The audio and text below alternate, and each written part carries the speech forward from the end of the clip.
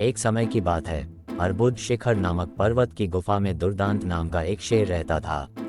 वो बड़ा ही खूंखार था। वो हर दिन अपनी गुफा से केवल शिकार करने के लिए बाहर निकलता था और पेट भरने के बाद वापस गुफा में जाकर सो जाता था।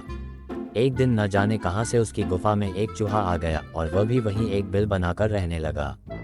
एक रोज जब शेर गुफा में सो रहा था, तभी चूहा अपने बिल से बाहर निकला और उसके बालों को कुतर कर वापस बिल में चला गया। शेर की जब नींद खुली तो उसने देखा कि उसके बाल कुतरे हुए थे। वो गुस्से से आग बबूला हो गया। उसने चूहे को कई बार पकड़कर उसे मारने का प्रयास भी किया, लेकिन चूहा था कि हाथ ही नहीं आता था। हर बार वह भागकर अपने बिल में छिप जाता था। अंत में शेर को एक युक्ति सूझी।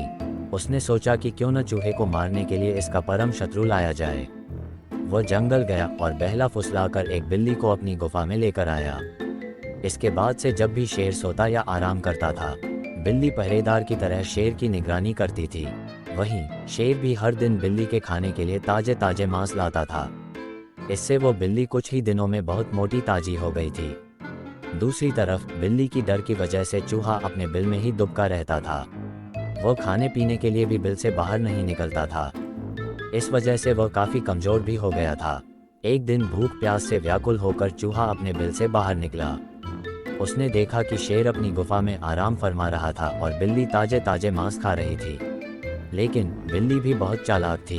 चूहा जैसे ही शेर के पास उसके बाल कुतरने पहुंचा, बिल्ली ने तुरंत उस पर झपट्टा मारा और उसे निगल गई। वो बहुत खुश थी कि जब वो शेर को ये बताएगी कि चूहे से अब परेशान होने की जरूरत नहीं है, तो शेर बहुत खुश हो जाएगा और उसे ढेर सारे ताजे मांस ला कर देगा। जब शेर अपनी नींद से जागा तो बिल्ली ने उसे बताया कि उसने चूहे को मार दिया है। बिल्ली की बात सुनकर शेर बहुत खुश हुआ। अब उसकी परेशानी दूर हो गई थी, इसलिए वो बिल्ली अब उसके किसी काम की नहीं थी। उसी दिन से शेर ने बिल्ली के लिए मांस लाना बंद कर दिया। इसके बाद भूखी प्यासी बिल्ली कमजोर होने लगी थी। उसे समझ आ गया था कि शेर उसे मांस सिर्फ चूहे की वजह से देता था। अब चूहा नहीं है तो उसे उसकी कोई ज़रूरत नहीं है। फिर वह बिल्ली उस गुफा को छोड़कर वहाँ से चली गई। इस कहानी से हमें ये सीख मिलती है कि अपना काम निकल जाने के बाद हर कोई पराये की तरह व्यवहार करने लगते हैं। इसलिए कभी किसी के अधिक मोह में न पड़ें। तो दोस्तों, आप लोगों को अगर यह कहानी अच्छी लगी तो वीडियो को लाइक करो, शेयर करो और सब्सक्राइब करो मेरी इस YouTube चैनल को। और कमेंट करके ज़रूर बताना कि कैसी लगी आपको ये स्टोरी। और अगर आप अभी अपनी कोई स्टोरी इस चैनल पे बताना चाहते हो तो कमेंट करिए। मैं आपकी स्टोरी इस चैनल पे बताऊंगा। मिलते हैं अगले वीडियो में।